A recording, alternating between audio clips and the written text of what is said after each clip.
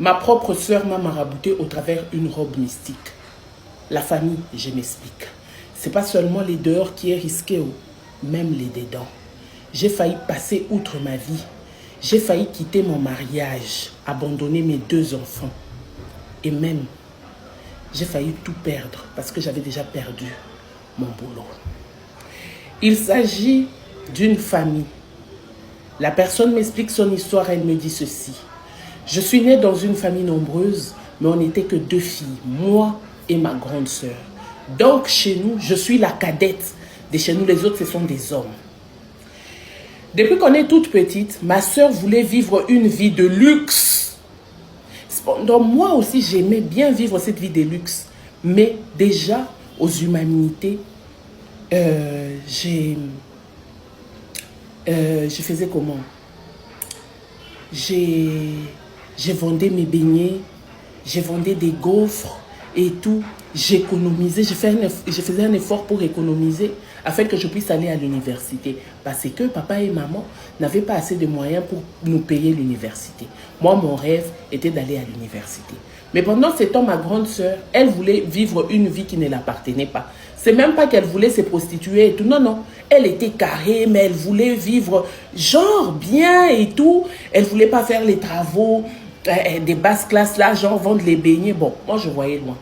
Arrivé à l'université là-bas, je vais rencontrer un sugar daddy, un ministre d'ici chez nous, à Kinshasa. Quand je rencontre les messieurs, on va commencer à sortir ensemble. Donc, ce monsieur-là était pour moi un pont pour la bénédiction. Le monsieur a commencé à payer pour moi l'université. Au-delà de payer pour moi l'université, l'argent qu'il me donnait, j'économisais et j'ai commencé à entreprendre mon commerce. Mon rêve maintenant, en ce moment-là, était de quitter Kinshasa et aller en France. J'ai commencé les démarches et tout. Quand d'abord je sortais avec ces messieurs-là, il n'y avait que ma grande sœur qui était contre moi. C'est toujours ma grande sœur qui s'est réveillée pour dire « Ouais, et tout, tu nous fais honte, tu es impudique, c'est toi qu'on voit avec les ministres, c'est toi, nanani, nanana. » Quand j'ai commencé à entreprendre maintenant mes démarches, le même ministre-là va m'aider. Je ne pars jamais en France. Oh, je suis partie. Quand j'arrive en France, le monsieur-là, il avait tout fait pour moi. Au fait, c'était dans son avantage.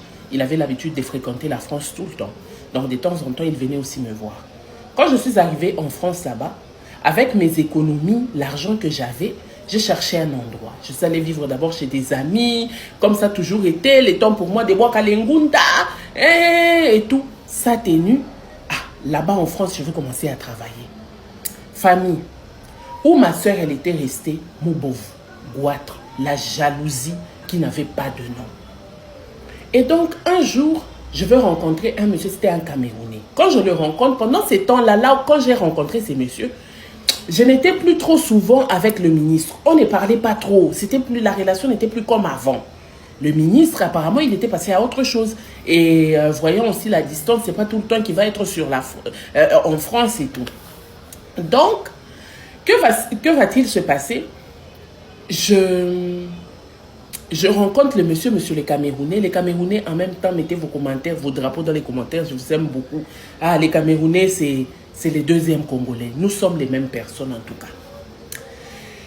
Donc, monsieur les Camerounais, là, va commencer à aimer la dame. La dame aussi va aimer les Camerounais. Ils vont commencer à sortir ensemble. Du coup, les Camerounais disent, moi, je ne veux pas m'arrêter là. Et les Camerounais, lui, il était allé en France il y a longtemps. Sa famille, c'est des Français. Sa famille habitait en France. Et tout. Donc, les Camerounais, là, va dire à la fille, moi, je vais t'épouser. Ah bon? La fille va appeler chez elle, elle va contacter sa maman et tout. En même temps, contacter sa soeur. Le jour où elle contacte sa soeur, Ben Dabika, sa soeur, se fâche. David d'impudicité et tout et tout. Ah, ces jours-là, elle avait mal parlé. Du coup, elle et sa soeur, carrément, elle était au courant que sa soeur ne l'aimait pas. Déjà, quand elle sortait avec les messieurs-là, elle et sa soeur, le courant ne passait pas. Quand elle est partie en France, sa soeur a crié partout que non, elle est partie en France en se prostituant. Donc, quand maintenant j'informe que je suis en train de me marier, c'est elle était la première à mal parler de moi, à crier chez tout le monde que je me suis prostituée. Moi et ma soeur, on va couper les ponts. J'ai dit, ne cite plus jamais mon nom dans ta bouche. Ça là, on dirait que c'est la sorcellerie. Ma propre mère va m'appeler au téléphone pour me dire, Ma chérie, je sais que tu aimes ta soeur, mais fais très attention avec elle. Moi, je suis une mère. Je vous ai mis au monde, je n'ai pas mis les cœurs. Mais ta soeur ne te veut pas du bien. Ta soeur ne t'aime pas. Sans compter que son ex-ministre avait l'habitude de l'appeler au téléphone pour lui poser des questions parce qu'ils avaient juste, ils sont restés juste genre en contact. Quand elle a besoin de quelque chose, elle peut demander et tout. Le ministre avait l'habitude de lui poser la question, est-ce que ta grande sœur là, tu es sûre que c'est ta sœur propre, même mère, père, même papa? Oui, on est de la même famille, nous sommes 2 filles chez nous. Ce n'est pas ta cousine. Oh non, mais pourquoi tu me poses souvent cette question? Je te le dirai au moment opportun. Le monsieur n'avait jamais dit quelque chose. Famille, je dis c'est faux, on me dit c'est vrai. Je dis, le dehors est risqué. Qu'est-ce qui va se passer la famille? La fille, on va envoyer la dot au pays. La fille va se marier à cet homme. Elle a coupé le pont avec sa soeur. Elle va faire 2 enfants. Son travail va commencer à bien aller là-bas. Sans compter que le monsieur, lui, il avait beaucoup d'argent. Il avait beaucoup de biens chez lui là-bas au Cameroun. Sans compter le fait qu'il était déjà français, de nationalité française. Ah! Un jour, elle est assise. Elle voit seulement un appel. L'appel provenait du Congo. Elle répond « Allô ?»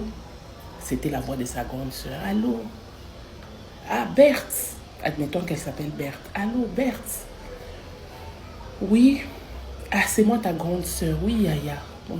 Ah, Berthe, ça fait longtemps. Si je t'ai appelé, c'est pour m'excuser. Je suis ta grande sœur.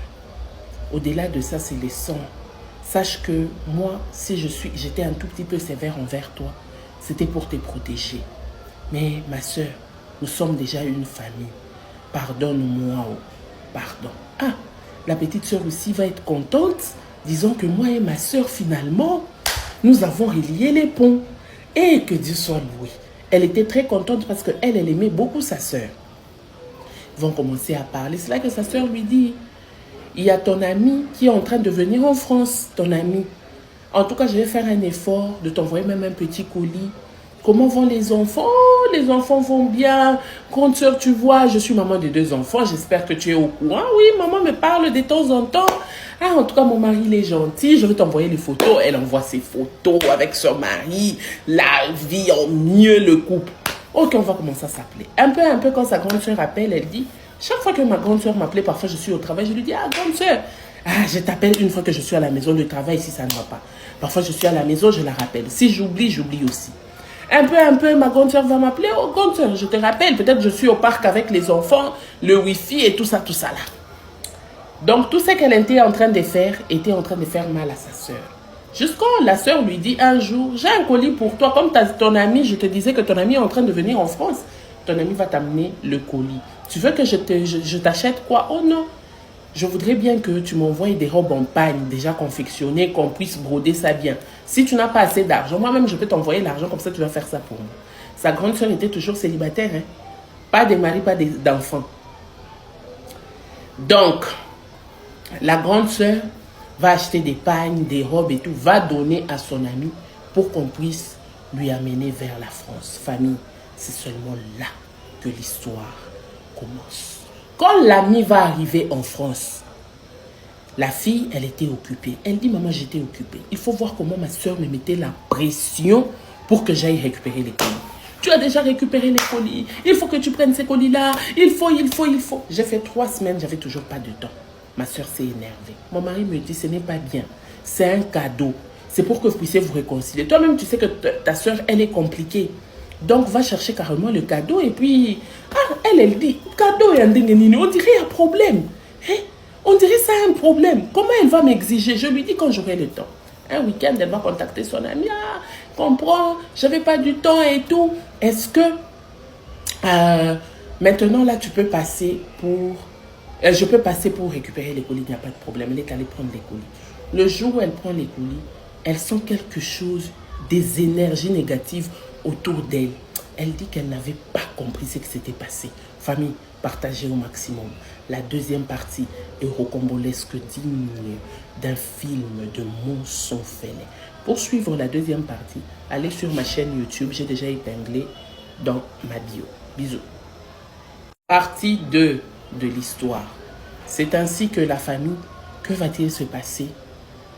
La fille va commencer va ressentir d'abord des énergies négatives tout autour d'elle. Elle n'a pas compris ce qui se passait. Elle se dit, mais qu'est-ce qu'il y a? Qu'est-ce qui se passe avec moi? Elle retourne à la maison. Voilà son beau débo, le Camerounais. Il était assis sur sa chaise et dit à sa femme, essaie un peu la robe là. On va voir comment ça va t'aller. Va essayer pour moi, chérie. Vous connaissez les gens qui aiment les blancs. Hein? Toi, tu es dans la chambre, ton chéri t'appelle, il te dit non, bébé, essaye ces habits-là pour moi. Ça là aussi, c'est quand seulement la vie est en mieux. Sinon, quand tu es en train de traverser des souffrances, juste quand l'homme, son cerveau a déjà chauffé, depuis qu'il était en train de penser comment payer ses dettes et comment payer les minervales des enfants, après il va te dire, chérie, change-toi, je vais voir comment ça va sortir sur toi. Le romantisme ici aussi, ça va aussi avec les moyens. Les gens qui n'ont pas de moyens vont faire romantisme, ou à part dans les films des Nigériens et sur Novelas. Donc, c'était une parenthèse, c'était pour blaguer aussi. Donc, on peut être heureux tout en n'ayant pas assez de moyens. On est d'accord? Tout est question du tibia. Cependant, la fille dit, je vais essayer ça après, je me sens un tout petit peu fatiguée. Elle avait sorti une robe, elle avait mis ça sur son épaule. Après, elle a plié, elle a mis ça dans le sachet là où c'était. Ces jours-là, elle va faire un rêve. Elle était dans la forêt, entourée de plusieurs personnes. On dirait qu'on est en train de l'interroger. On dirait qu'elle est en train de comparaître. Elle n'a pas compris ce rêve-là. Et c'est que ça voulait dire. Elle a eu peur. Elle s'est dit, Seigneur, ces rêves ici, ça voulait dire quoi? Le lendemain, son mari dit, chérie, essaye les robes, non? Et là, elle avait appelé sa soeur pour lui dire, grande soeur, j'ai déjà les robes ici avec moi. Je suis avec... je vais essayer plus tard et tout. La grande soeur avait mis la pression. Essaye seulement, envoie-moi des vidéos. Et tous ces jours-là, c'était passé. Elle a aussi dit, la pression là, elle ne comprenait pas. Donc le lendemain, son mari aussi lui met la pression. Ta soeur va se fâcher. Elle va penser que non, tu as négligé son cadeau. Mais c'est trop beau, j'ai pas négligé, j'ai juste pas le temps. Donc ces jours-là, vu que c'était une journée un tout petit peu romantique, on coupe les hommes mougou au courant de la journée forcément. Voilà. Donc, la fille va aller maintenant porter la robe. Le mari était au salon en train d'attendre, les enfants en train de dormir. Et elle dit, quand je suis entrée en chambre, j'ai mis la robe sur moi. Je n'ai pas compris la colère qui m'avait prise. J'étais fâchée, j'étais en colère. Je ne comprenais pas. Je sors de la chambre, j'ai commencé à insulter mon mari. Vaut rien. Mon mari ne comprenait pas. Les enfants se sont levés où ils étaient pour venir jusque là où j'étais moi au salon. Et les enfants qui disent, maman, mais qu'est-ce qui se passe? J'ai parlé avec un ton aux enfants, mais mes enfants ne m'ont jamais vu dans cet état. Vite dans votre chambre, des impolis. J'ai commencé à crier. Je ne supportais plus mon mari. Je le voyais comme un diable. Ces jours-là, moi-même, je m'assois comme ça. Je me dis, mais qu'est-ce qui se passe? Qu'est-ce qui me prend? Qu'est-ce qu'il y a avec moi? Le cœur commençait à battre rapidement. Le cœur commençait à battre. Je voulais demander pardon. À la place de pardon, ce qui venait de ma bouche, c'était des insultes envers la mère même de mon mari. Mon mari m'a regardé, il a dit, c'est pas possible. Premier jour, deuxième jour, au travail là-bas, tout ce qu'on me demandait de faire, je faisais le contraire. On va me donner une semaine de repos. Je reste une semaine. Après une semaine, quand je pars, c'est pour me donner une lettre disant que mon travail était fini. Mon travail est fini. Quand je suis rentrée, j'ai trouvé mon mari qui avait déjà plié ses bagages, qui allait chez sa maman avec les enfants. En me disant, reste un peu, je suis en train de t'énerver. Quand tu vas te ressaisir, nous allons venir. Ils sont partis chez eux. Où elle est restée, elle ne comprenait pas. Elle appelle maintenant son ami qui avait pris le colis. En disant à son ami, le colis que tu m'avais amené, ma soeur a fait quoi avec ces colis? Parce que moi, ma vie ne va plus bien. Ma vie ne va plus bien. C'est là que l'ami là va lui dire, non, allons voir le pasteur. J'ai un ami ici qui m'a amené dans une église et un pasteur qui prie beaucoup pour les gens. Allons-y un peu. Arrivée là-bas, elle va tout expliquer au pasteur. De comment ça s'est passé, comment elle avait mis la robe. Ah, le pasteur va dire, ok, ça va, le lendemain, reviens, mais mets la robe là sur toi. Porte cette robe sur toi. Et à côté, tu viens aussi avec tes autres habits que tu vas t'échanger. Le lendemain, elle vient, elle était habillée dans cette robe-là. Il faut voir comment quand elle était habillée dans cette robe-là, on dirait une autre personne. Elle dit qu'elle arrive, le pasteur va commencer à prier, prier, prier. Elle a prié pour elle. Le pasteur lui dit, tu sais pourquoi je t'ai demandé de mettre la robe? Pour que tu puisses maintenant enlever cette poisse qu'on a collée sur toi. On lève avec la robe. Elle a enlevé la robe. On a commencé à prier sur la robe, la robe. On a pris l'essence, on a brûlé tous les habits que la sœur avait envoyés là. On a brûlé ça. Après, le pasteur dit, donne-moi le numéro de ta sœur, je veux parler avec elle. Ou appelle-la. Elle essaie d'appeler sa sœur ne la prenait pas au téléphone. Elle essaie d'appeler sa sœur ne la prenait pas au téléphone. Le pasteur dit, donne son numéro, moi-même je vais la contacter. Le pasteur contacte la grande sœur. Allô, allô. En tout cas, juste pour vous informer que je suis ici avec votre petite sœur, elle cherchait à vous parler. Je ne peux pas parler avec elle. Le pasteur qui dit pourquoi, là c'est un haut-parleur. Pourquoi moi je suis un homme de Dieu, je voulais juste vous réconcilier. Elle se prend trop la tête. Elle pense qu'elle est arrivée. Un peu, tu l'appelles mes enfants. Un peu, mon travail. Un peu. Ah. Le pasteur qui dit pourquoi tu as fait ça à ta soeur. Hein, pour Allah pas. Oui, j'ai fait ça pour qu'elle sente. Elle est devenue trop orgueilleuse et trop arrogante depuis qu'elle est en France. D'ailleurs, moi, mon vouloir était de la voir revenir ici. Elle est encore là-bas. Hein. Le pasteur qui dit, tout ce que tu as fait a été anéanti et nul et sans effet. Le pasteur a coupé le téléphone et elle dit, j'ai entendu ça de mes oreilles. On ne m'a pas raconté ni prophétisé. J'appelle ma mère, j'explique tout à ma mère. Le pasteur, qu'est-ce qu'il va faire? Il va appeler maintenant mon mari. Le lendemain, moi et mon mari nous réconcilions. J'ai demandé pardon à mon mari. Mon mari qui dit ce qui est vrai, je ne crois jamais à la spiritualité. Mais en tout cas, jusqu'à c'est arrivé à ce point-là, il faut beaucoup prier. Soit ne l'appelle plus jamais pour ne pas mettre notre couple en danger. En même temps, elle dit, c'est comme ça que j'ai commencé encore à reconstituer mon foyer. Petit à petit, Dieu va nous aider. On va être unis. Mais mon travail était fini. Actuellement, là, je suis en train de chercher du travail par-ci, par-là. Mais Dieu aidant, je veux travailler. Moi et ma soeur, nous avons coupé les ponts. Donc, tout ce qu'elle voulait me voir malheureuse. La famille, le dehors est risqué. Et même les dedans est plus que risqué. Maudit soit l'homme qui se confie en l'homme. Même ta propre famille peut te détruire. Ta propre famille, ta propre soeur, ton propre frère, ton sang peut te détruire. La seule personne qui ne détruit jamais, qui ne trahit jamais, c'est notre Seigneur Jésus-Christ de Nazareth. C'est la seule personne qui ne trahit jamais. Ton Dieu ne te trahira jamais. Toi-même, tu ne vas jamais te trahir. Aie confiance en toi-même et en ton Dieu. C'est un conseil que je donne à plusieurs personnes. Toi, tu es musulman, confiance à Allah. Confiance en toi-même. Tu es chrétien, confiance en Jésus. Confiance à toi-même. Si tu es bouddhiste aussi, confiance en toi, confiance en Bouddha. Ainsi, j'ai dit et je vous remercie. Que Dieu vous bénisse.